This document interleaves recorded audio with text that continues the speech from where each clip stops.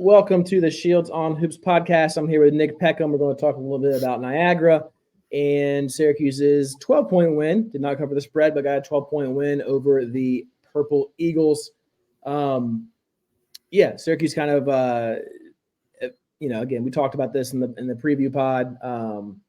Christmas break is here, no students, football game, which, might as well just have the basketball game at the same time. And all that. So kind of like a whole bunch of different things going on here. And it was pretty much what we thought it would be, right? Syracuse coasted. Fortunate that it's a very inferior opponent in Niagara. They just took care of business. So we'll talk a little bit today about all those things. Talk about the box score a little bit. We'll talk about some things we liked and didn't like. And then we'll get you guys out of here and send you to Christmas, right? Shouldn't be too long of a podcast.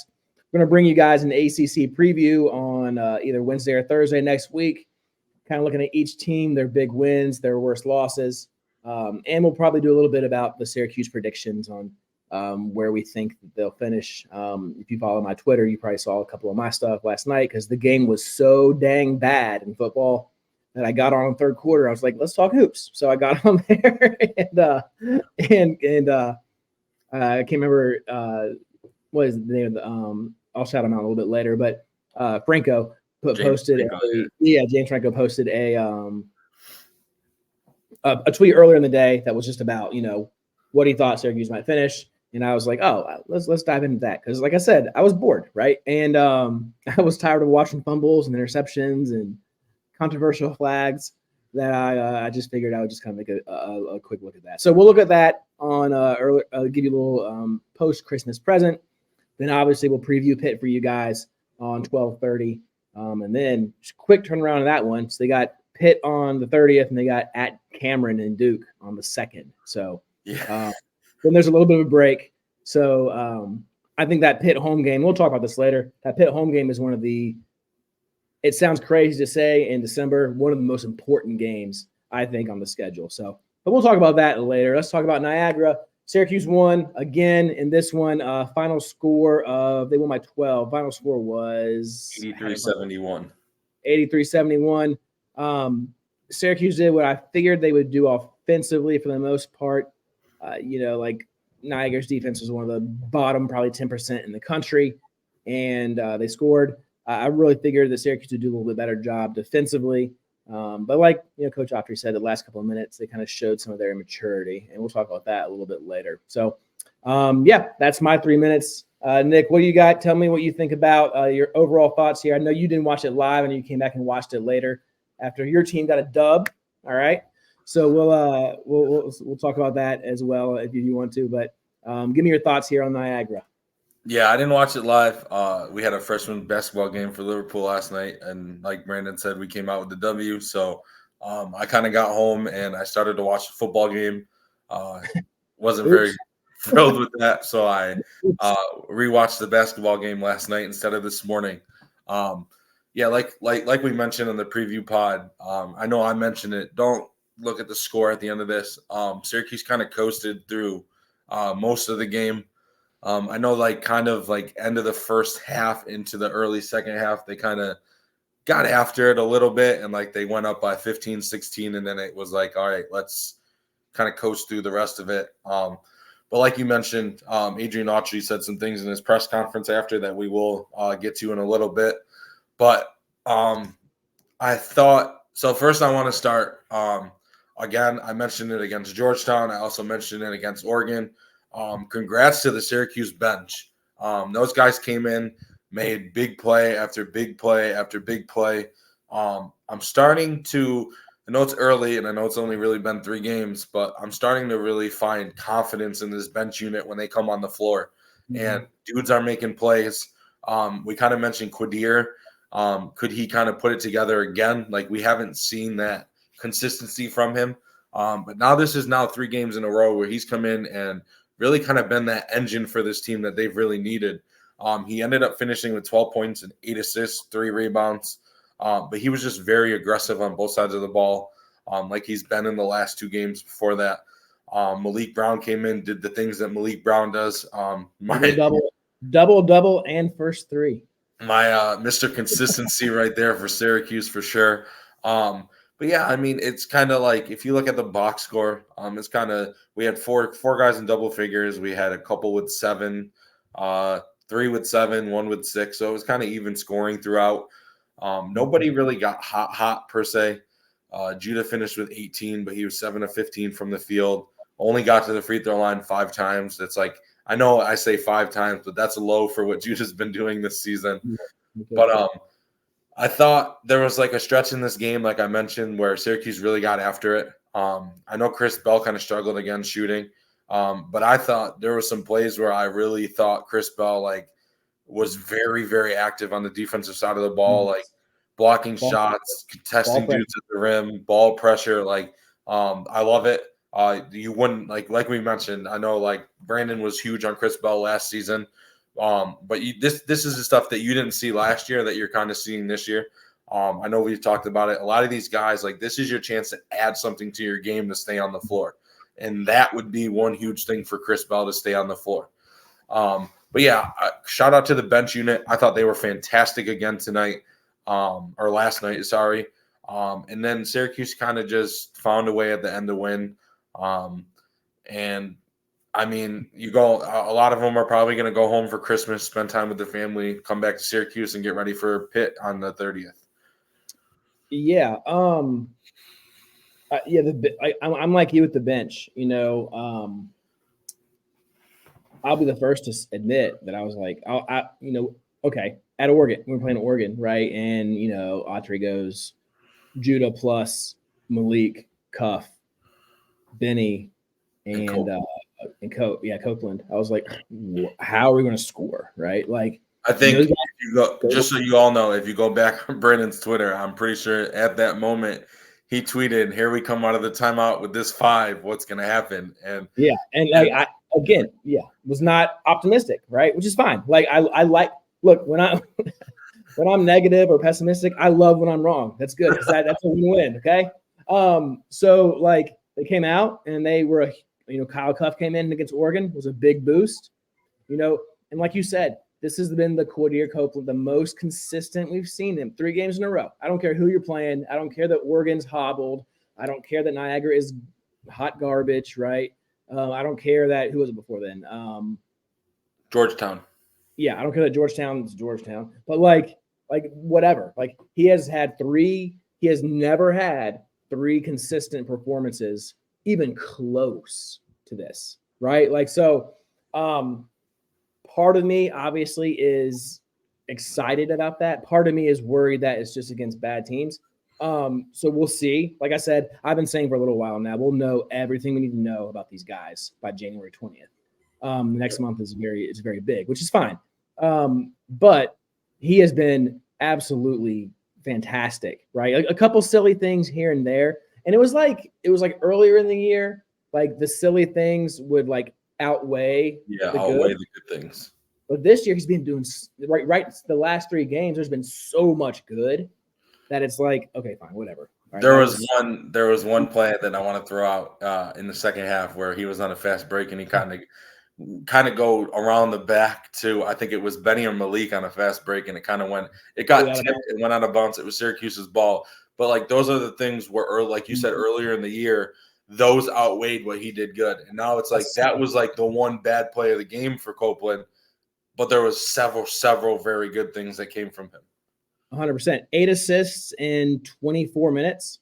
Like I mean, like that's awesome. That's for guards, 8 assists. I mean, and they were some good ones. Like they were like leading to dunks. They were like, he just has a feel for the game that these other guys don't have, and it gets him in trouble sometimes. But like we just said, like I feel like right now the positives are outweighing the negative for him. And I mean, like I don't think Syracuse should.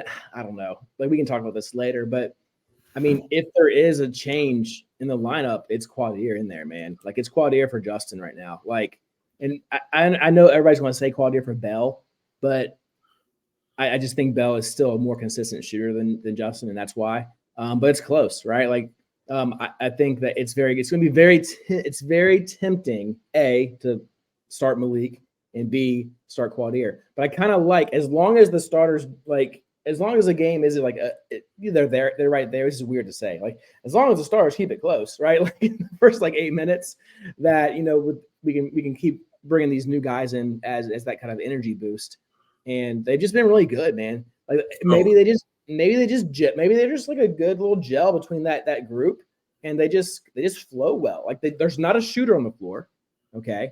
There's not like I mean, maybe Copeland's a scorer, like, but there's not like a guy who goes and gets his own on the floor, right? If they're with the Judah, I guess there is. But like, it's just that group they've just been getting it done, and I can't really put my finger on it, but I like it. You know what I mean? Yeah. So like, just to piggyback off of what you were saying, I don't think so. I do think this four that comes off the bench, they definitely have cohesion. They're definitely gelling at a high level right now. I wouldn't make any changes, truthfully, if I was Autry. And like really, Justin and Chris aren't like, yes, they're not scoring like we would love them to, but they're also not hurting the team. It's not like just because they're not scoring, they're not rebounding or they're not playing defense. Like these dudes are still getting after it.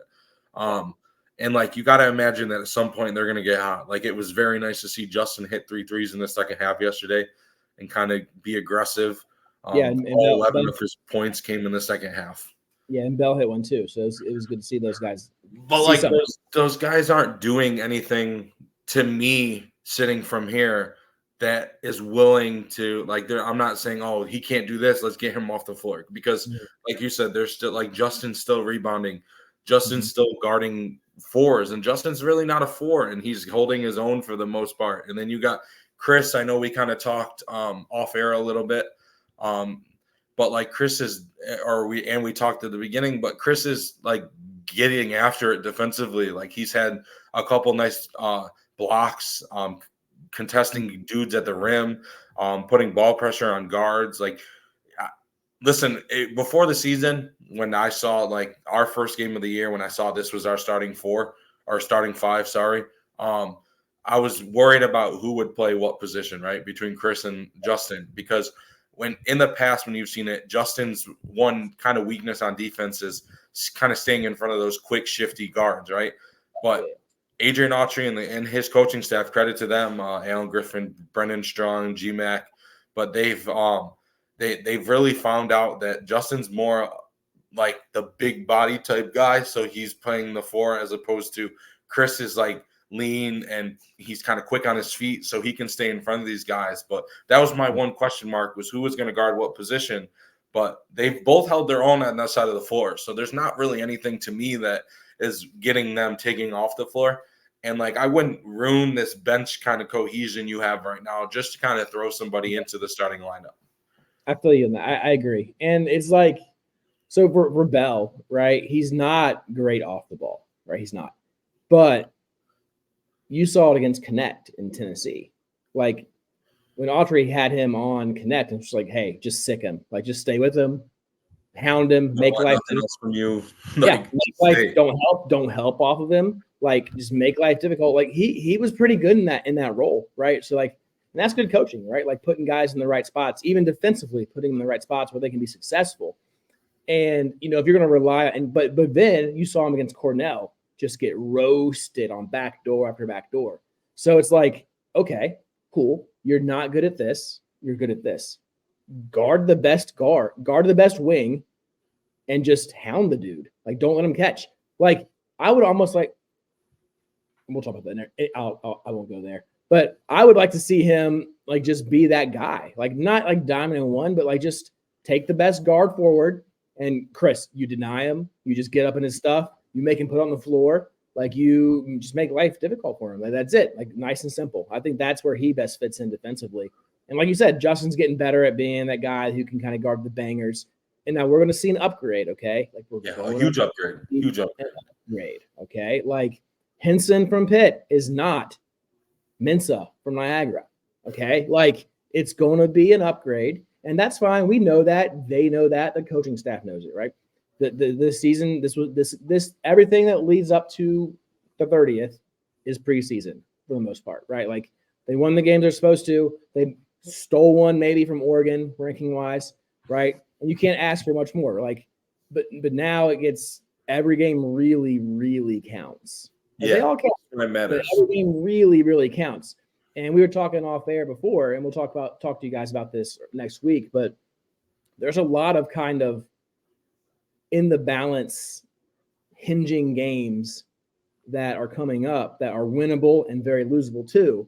And one of those is Pitt at home on the 30th. So like everything is in preparation for those games that you are kind of on the like. Look, you're going to win the ones you're supposed to. Probably you're going to probably lose the ones you're supposed to. It's those middle games that make or break you. It's Pitt, it's NC State, it's Virginia Tech, it's taking care of business against Georgia Tech, Boston, and Louisville and Florida State. Like, those are the ones that really matter. Like, they might not be like the big games that we think of that like sell out the dome, but like those are the important games.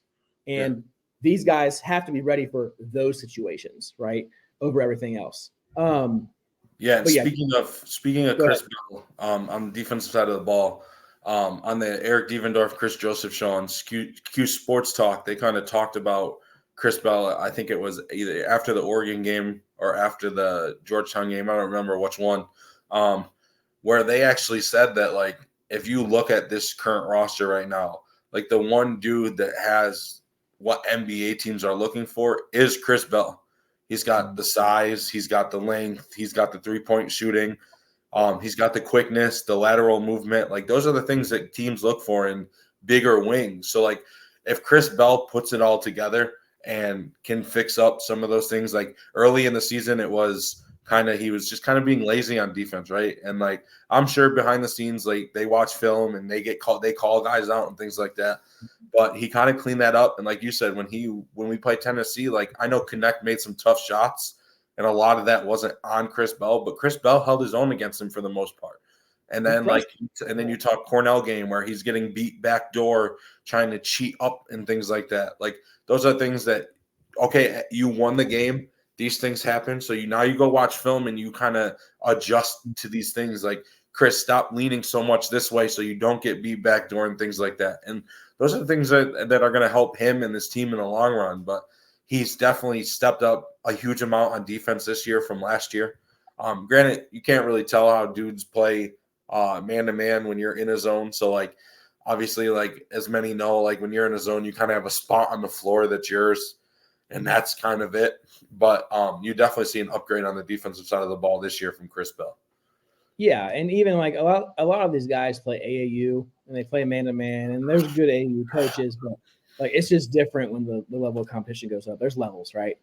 So they're figuring it out. All right. Again, you got to remember, this team is only 12 games into playing man-to-man as a unit. So, and like, you take away last night, right? Because again, we talked about it. They kind of coasted through. It's Christmas weekend.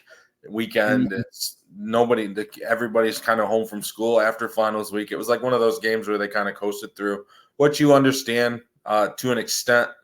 But you kind of look at the last couple games, like after the Virginia game, and like, you can tell every game, like, the little things that we talk about defensively that they kind of lapse at. Like, every game you can tell they're getting better at this. Like, they're pointing these things out.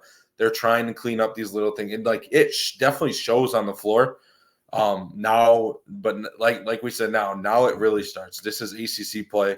You have, I think there's 20 games left in ACC, or like 20 games here from now until the end of ACC play. So like, this is your chance to really kind of put these 12 games or 14 games, if you count the exhibition, kind of put this all together. And like, this is when it all comes into fruition right here. Yeah. So there's 19 games left. You got that UVA game in the back burner. That one's gone. So there's 19 more to go. ACC games only. No breaks in the non-conference at all. All right. So we look at the stats of the game. I mean, nothing super. I mean, Syracuse did a great job taking care of the ball.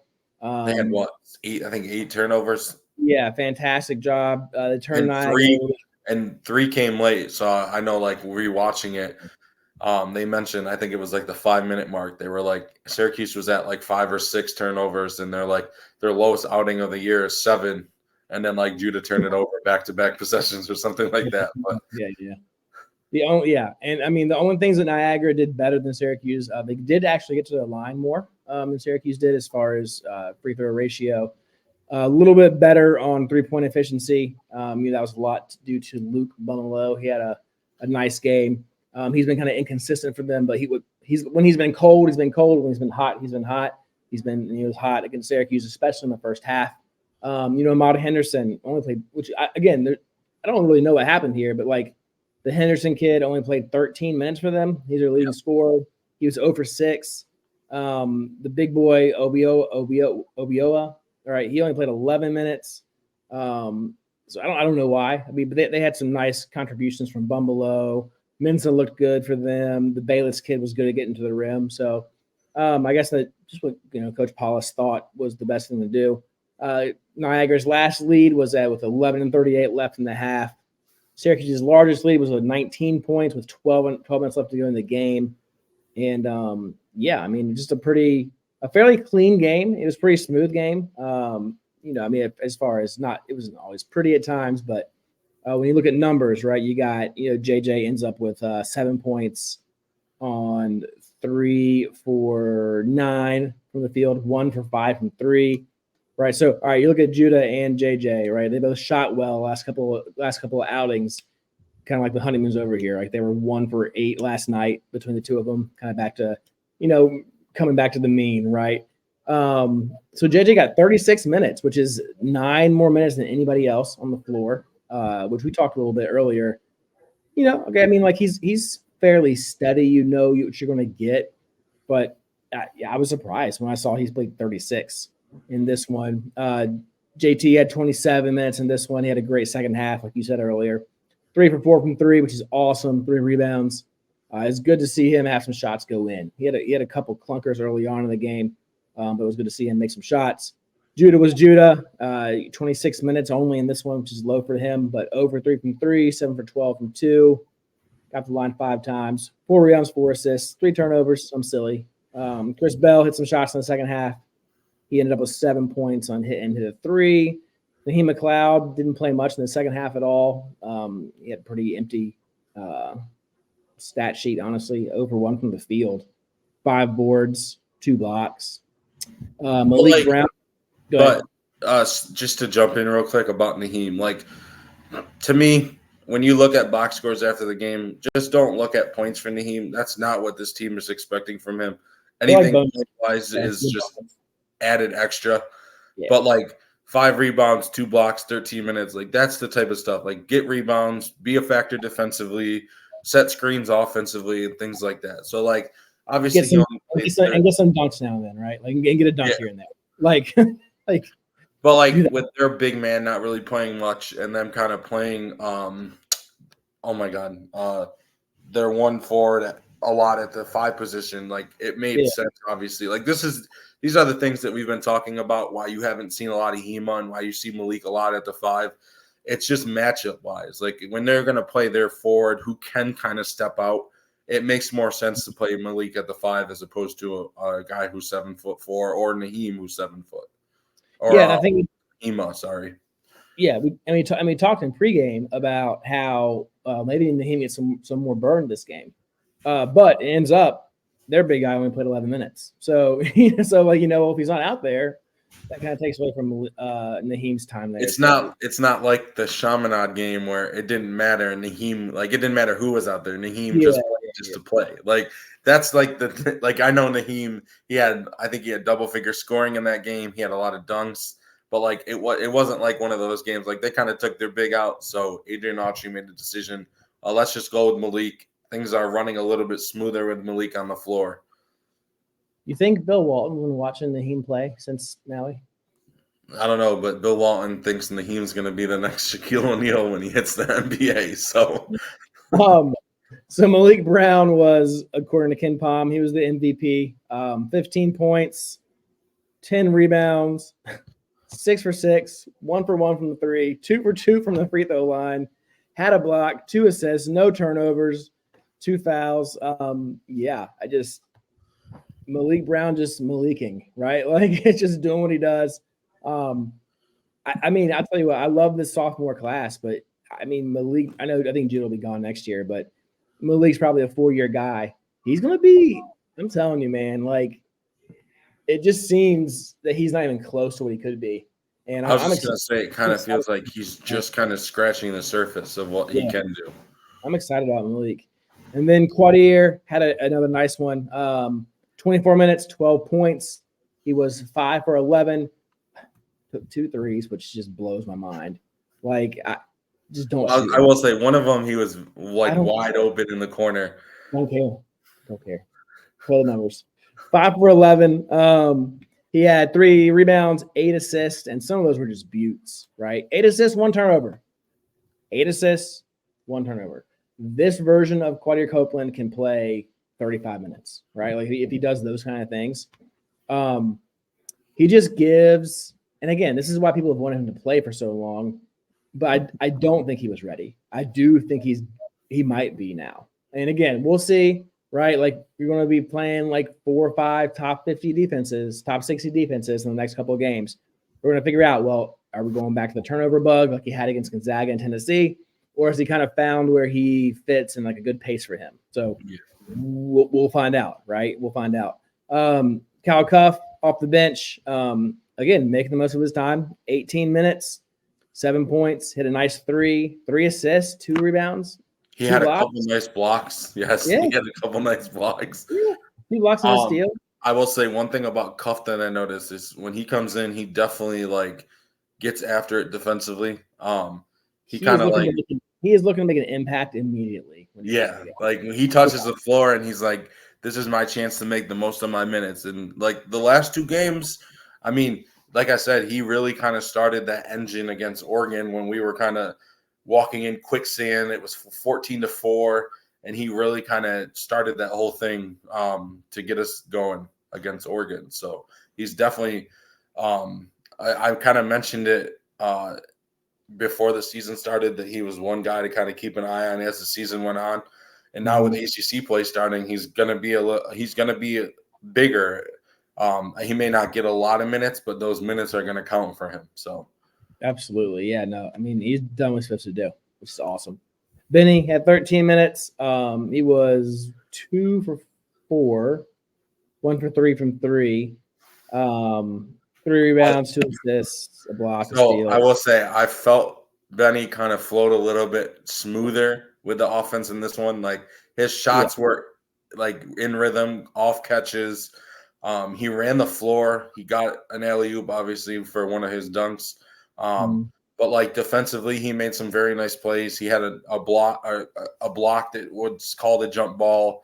He kind of swiped down and got some deflections. He got rebounds, pushed the pace. So like it felt different a little bit with him on the floor than it has been. Like I know we talked about like he kind of seems odd out there, like he doesn't fit. Last night he actually felt like he fit a little bit more in the flow of things. I don't want to speak too soon, but it's almost like he's finally accepted his role. Like you're not that guy. Like it doesn't matter if you were 5-4 star. Like you're not that guy on this team. Like you're not. So that means when you go in, you don't just start chucking, right? This is what we need from you. And it seemed like last night it kind of hit him, and it was like the coaches are telling me what I need to do to stay on the floor, and that's kind of what he did last night. If you want to play, dude, like if you want to play, this is what you need to do. So I think that's what it feels like right now. It feels like he's not. He shot a couple threes. I was like, about. But like against Oregon, there was no forcing it. There was no dribble 7 times, shoot a fade away. Like it was like very, all right, well, if this is what you guys want me to do, I'll do it. And it seems like he's kind of accepted that. And look, there's nothing wrong with that. Accept it, be at peace with it, dominate your role. And nobody's saying that like there could be games where you fit better, where you're going to be in the second half more in closing time and trying to close out games because of the way you're playing and your size and athleticism against certain teams. So like nobody's saying that you're going to get 12 minutes a night and they're going to be like spurted out in chunks of 4 or whatever, but like just find your role, adjust to your role, and make the most of it. And like, listen, at the end of the day, whether you play 12 minutes or you play 24 minutes or you play 30 minutes, you're gonna be a part of this team moving forward, like this season, right? Like there's gonna be games where you're gonna need Benny's size and Benny's ability to get to the rim and his athleticism. Like there's games in the ACC where he's gonna be a huge piece if Syracuse is gonna come out on top in some of those games. So like adjust to your role, take it with however you want, and just kind of run with it. And I know like Eric Devendorf last night was kind of on the call, and he kind of mentioned it. Like Benny kind of seems like more active, and like he really wants to be in the flow of things, and like that's what we need, right? Like you come out with this bench unit with Cuff and Malik and Copeland, like dudes that kind of pass the ball. So you're gonna get looks at the rim, and you're gonna get like you got Quadir. If you drive to the rim, he's gonna throw you the alley-oop. Quadir's not a guy who's gonna try to go get his own. He wants to pass the ball. That's the kind of player he is. Mm-hmm.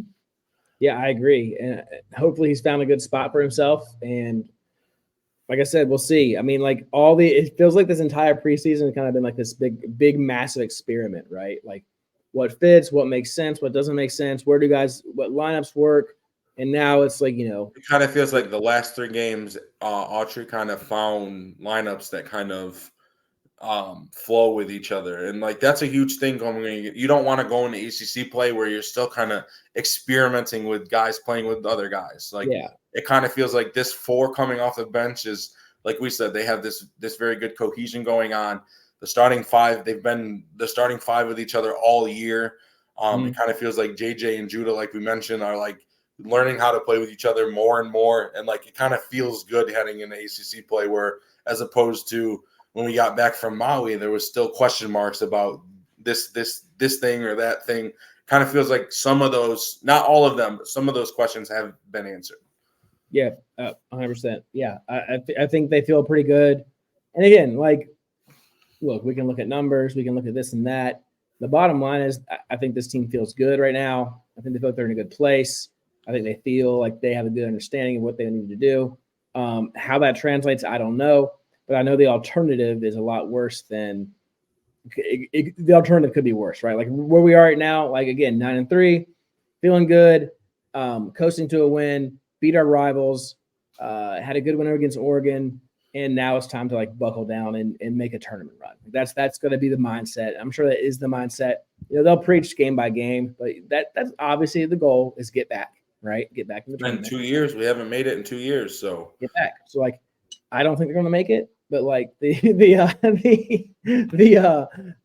vibe should be that is the goal. Like that's the standard at least, right? That should be the standard at least. And I think we'll get there. I don't know if we'll get there this year, but I think that's where the program is going, and we'll see. Again, we'll talk about that later. We'll have a whole guys. Listen, at the end of the day, if you think it's bad, and I'm not going to point people out or anything like that, but Brandon did retweet something that was on Twitter, and it's the new coach Micah Strawberry of Notre Dame, and he just kind of after the game he said, I don't have the quote in front of me, but it was along the lines of, if you don't want to buy into what we're doing, I will help you enter the transfer portal. Like I will help you get to where you want to go.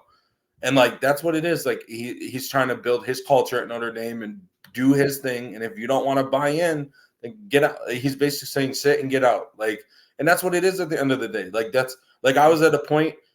I love Benny Williams, right? I've been a huge supporter of Benny since he walked on SU campus. Like I thought he could be one of the next great forwards at Syracuse. And I got to a point early in the season where I was like, if you don't want to buy in, then just get out. And like that's no disrespect to him, but like we're a team, they're a team, and they're trying to move forward. And like they don't need this distraction. Nobody needs this distraction. So like that's kind of where I stood at the beginning of the season. So it's nice to see kind of this team really figuring it out and gelling at this point. Yeah, I agree. And I will say this. I think for the most part, this team wants to see each other do well. I don't get a lot of vibes of – I think it's some interesting personalities. Anything like that. Yeah, I think it's some interesting personalities. And I think you got some guys who are kind of really competitive and wish they could be helping. But it really does seem like it's pretty authentic in these guys and how they want each other to do well, and they just want to win, right? Like, and I thought Benny was struggling with that maybe earlier in the year. And again, I don't know Benny. I might be totally out of pocket here, but like it seems like he has finally been like, well, it's not about me. Like, it's not about me, my minutes. It's about us, and if we win. And sometimes that's the best way. Sometimes the best teams are those teams that don't have a bunch of pros, okay, who are like, well, I need to do this to get my numbers. I need to do this and that. They're like, they accept who they are. They accept they're probably not NBA All-Stars, and really, truly, they believe that social media likes and follows and all that stuff is less important than us winning the game. And that's the big battle for coaches in this climate. And that's the best coaches are the guys who can find a way to make me care about us. And it's been the same way for hundreds of years in sports. And that's one of those things that's never going to change. Like when you get a group of guys who really want each other to be successful, and it's truly not just BS talk, it's truly more important to them that we win rather than I do well. That's when good things happen. So that's the big goal. Yeah, there's one team, and I know they just lost Wednesday night, but It happens. I've watched a couple of their games earlier this season, but Oklahoma, they were number 7th in the country. They're 10-1 now. They just lost to North Carolina. But when you look at their team, they don't have anybody. Like, they don't have that superstar. They don't have that. Like, you look at a lot of these top teams, right? Like, things like that. They don't have that. They're just 7, 8, 9 dudes that buy in, and they want the best for the dude around them. And, like, those are what makes teams successful at the end of the day. Like, even, like, the Gonzaga teams, like, yes, they've had guys like Drew Timme or Chet Holmgren or, like, but a lot of their dudes, they buy in and they want each other to be – look at Drew Timme. He was a great college player, right?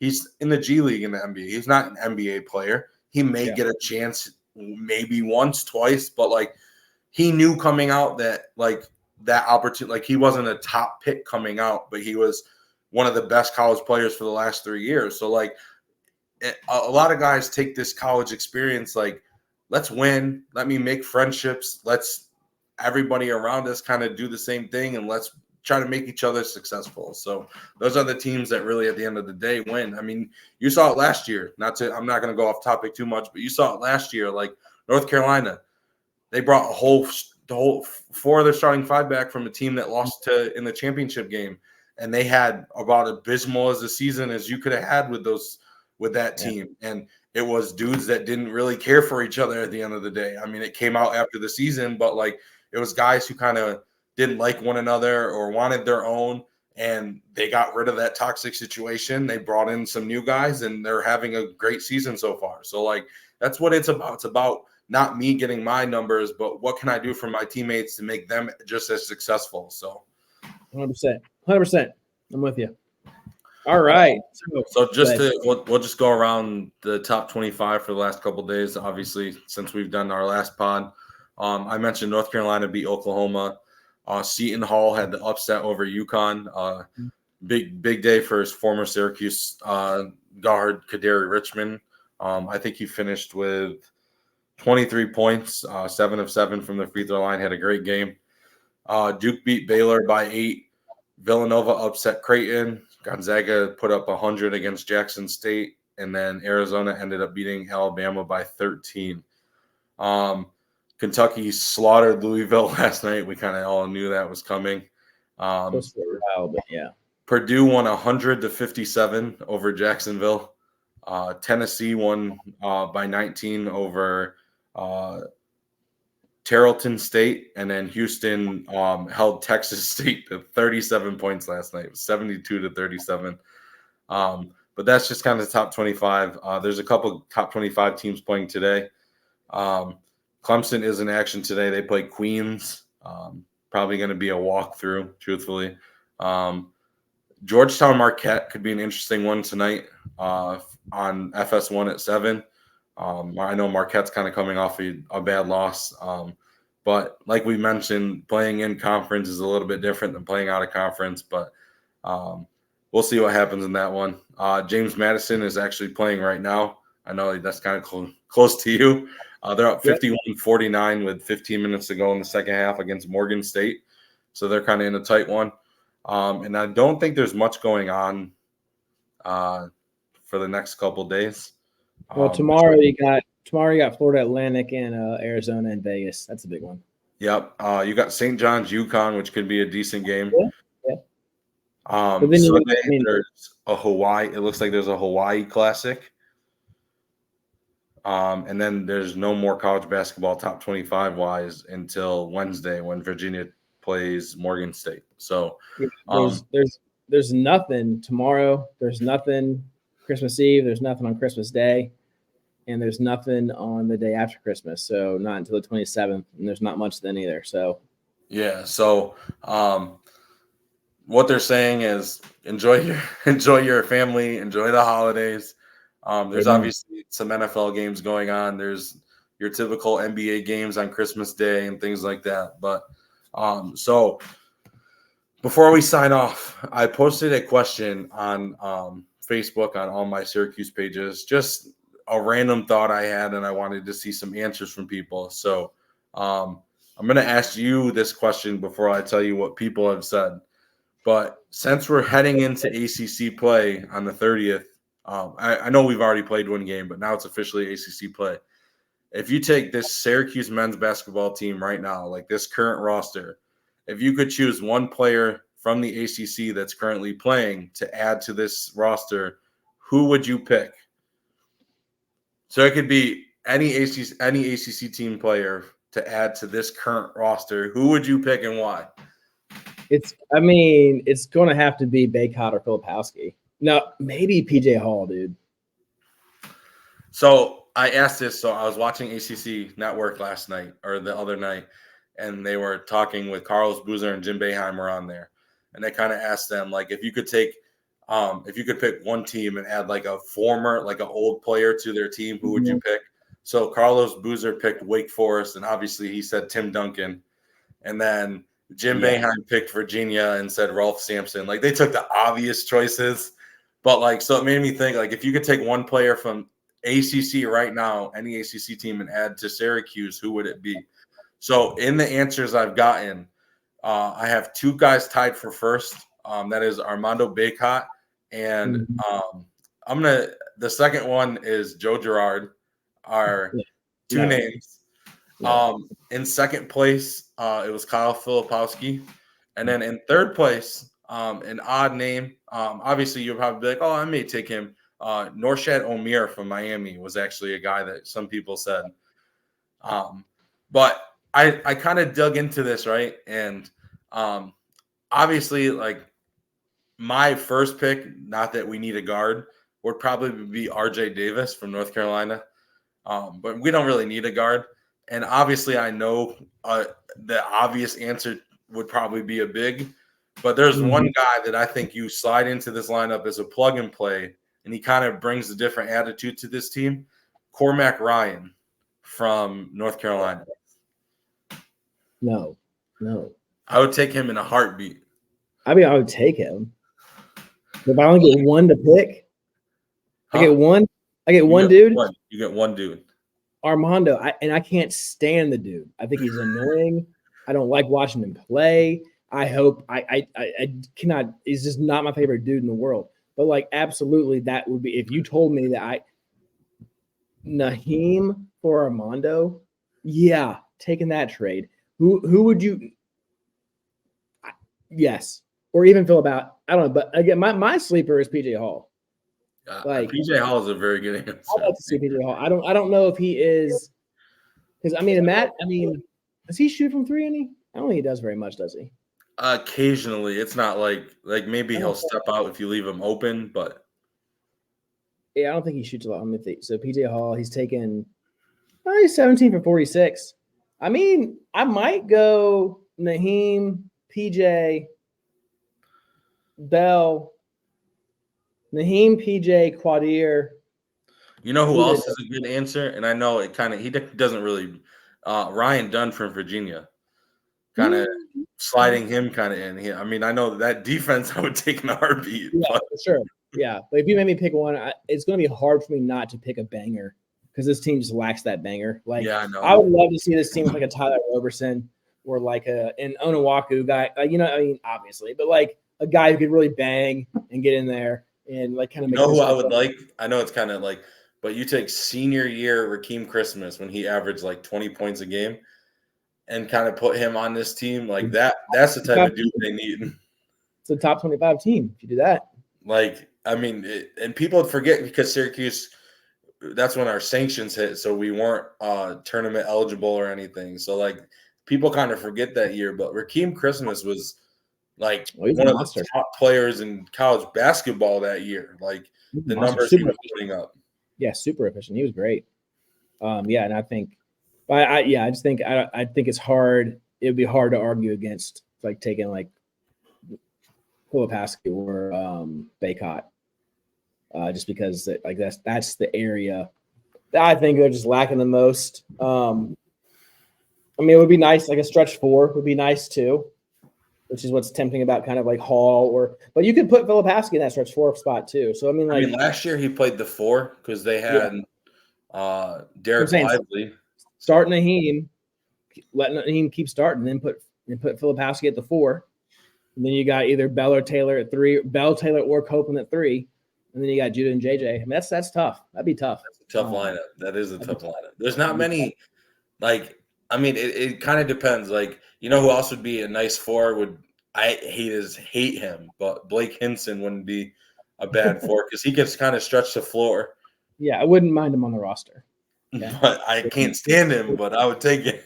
You got to see him twice, so good luck to you. But I just thought it was a weird question, and like obviously, like I said, my number, Armando Bacot and Joe Girard were tied for the most votes at number 1. Absolutely not Girard. Like, and I like Girard, but no. If I had to pick anybody, he's not even like top 10. Like, and like I thought he was big for us, and I like Girard, but like I can't. No. If I was to get anybody in the ACC, no, he's not even top 10. I'm picking Hunter Salas from Wake Forest before him. I'm taking Shefflin from Clemson before him. I like that one dude on Wake Forest, but I think he's still hurt. I think he's like the Australian guy. He's like projected to be like a top 10, 15 pick in the NBA. Yeah, that's gonna be tough. It'll be tough. But that's all I got for today. So awesome. Yeah, good question. All right, guys. Well, enjoy your Christmas. Hope it's a great one. And you guys, have fun with you and yours. We'll have fun with ours as well. And we will see you guys probably a couple of days after Christmas for a pod on the ACC's rest of the schedule and preview, some predictions and things like that. Look at some numbers. And yeah, I mean, that's all I got. Anything else you want to throw out there before we get out of here? I don't. If you kind of want to answer that question yourself, comment below and kind of put your answers in the comments. It's just a kind of unique question, kind of see what people think this team is really lacking. I mean, obviously your first big choice is a banger inside. Like that's like the biggest weakness. Like we don't have anybody we can kind of throw the ball to and do anything with. I might ask the question on Twitter. If outside of Baycott and Filipowski, who would you take? I mean, those are your obvious, like that's a Duke and North Carolina. Let's say they restricted, right? Who do you take? It's got to be PJ Hall. PJ Hall would probably be the next best or option. Or the guy from Miami, like you said. But all right, well, that's it from us, guys. Enjoy your holidays. Merry Christmas, whatever it is you do. Enjoy it. We will see you guys again after Christmas for a pod, and then we'll also preview Pitt right for the new year, and then we'll give you a Duke. So it'll be busy once we get through Christmas. Thanks for listening as always, and we will talk to you guys next time. Take it easy.